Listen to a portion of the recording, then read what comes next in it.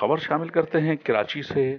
انسانی حقوق کمیٹی برائے بین المذاہب ہمانگی کے صوبائی چیئرمین سید عید محمد شاہ کی ہدایت پر کراچی ڈویژن میں انسانی حقوق کے چیئرمین محمد صدیق اور جنرل سیکرٹری محمد سلیم خان، سیکرٹری انفارمیشن اور جوائنٹ سیکرٹری محمد علی، قائد اعظم محمد علی جناح کے یوم ولادت کے موقع پر سالگرہ مناتے ہوئے کیک کاٹا۔ اس موقع پر سید عید محمد شاہ کی ہدایت پر بہترین کارکردگی کرنے والے افسران میں ایوارڈ برائے دیانتداری، ایمانداری، اخوت تقسیم کیے گئے۔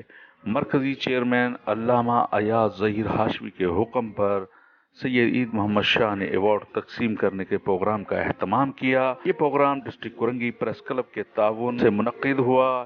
اس میں ڈسٹرکٹ کورنگی پریس کلب کے بانی و صدر ایم اے رستم قادری نے تعاون کیا۔ اس موقع پر سید عید محمد شاہ نے خطاب کرتے ہوئے کہا کہ امن و امان اتنا ہی ضروری ہے جیسے کہ انسان کو زندہ رہنے کے لیے آکسیجن کی ضرورت ہوتی ہے۔ تمام اداروں کو مل جل کر آپس میں امن و امان کی فضا قائم رکھنی چاہیے۔ F P P news report Farooq Ahmed, cameraman Rana Muhammad Noman.